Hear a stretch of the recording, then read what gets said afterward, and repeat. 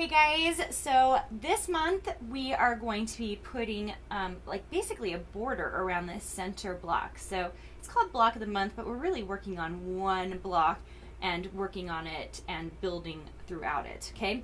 So all you have to do is make sure and take down these dimensions, or you can use the download on my website at my store, and it's free. You just download it and it'll give you all the dimensions that you need for this month's block. Okay, so once you've done that, all you're going to do is we're going to start by actually building these longer pieces first. So I'm just going to take a square and one of these pieces, and we're going to match up the corners here, and we're just going to sew along the edge. Something I failed to mention too is that I did trim up my middle block. Make sure that it is that 13 by 13 centerpiece, because it's going to throw off your entire quilt if you don't trim it down to the sizes specified on the downloads that you get from my store. Okay, so once you've done one side of this, we're just going to do the other side. Matching it up.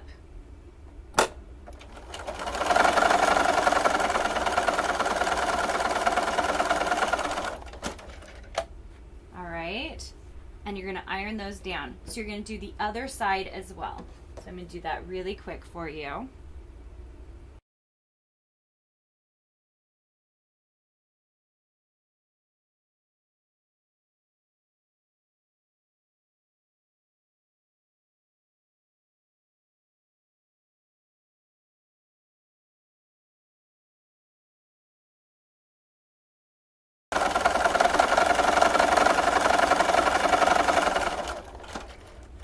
Okay, so I'm going to press those flat, and I'm actually going to press my seams out.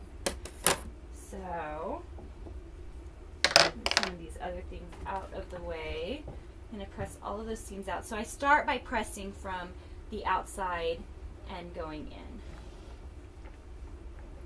I had a quilting teacher once who really loved to press the seams in the back. If you love to do that, then that is also fantastic. You'll just have like extra pressed and extra crisp seams.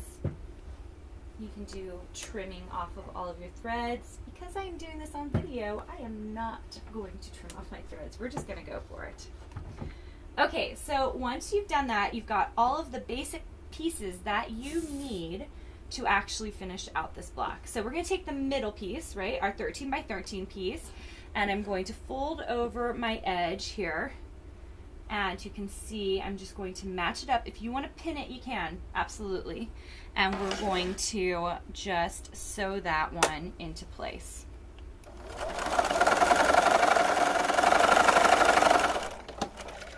Okay, now we're going to do the other side.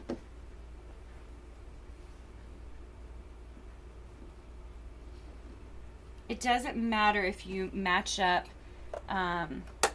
where your seams are from the previous block.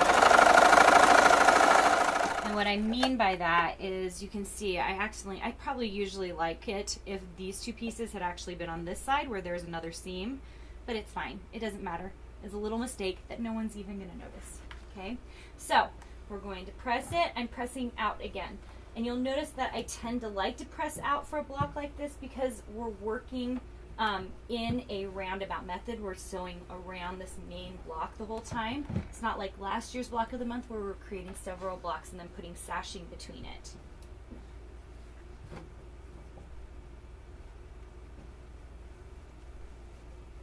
Okay, quickest press ever. Okay, so now they should be beautifully situated so that you can add these pieces.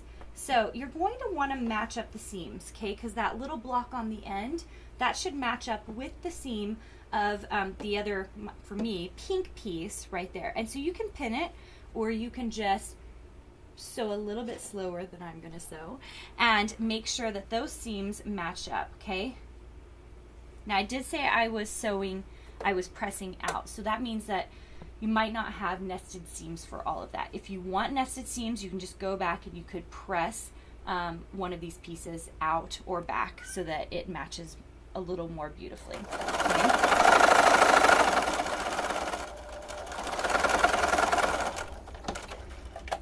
Okay? Okay, one side done. Okay, let's do the other side.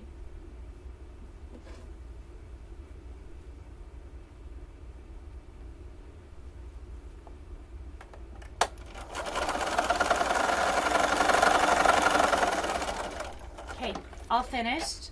I will press this, but for just the moment, I just want you to take a look at it. You're done with February. Look how great that is, and it got quite a bit bigger because you're adding so much fabric to this. So I'm excited for you to go grab this download from the store. The information's at the bottom of your screen, and finish this up so that we can start March. See you next month.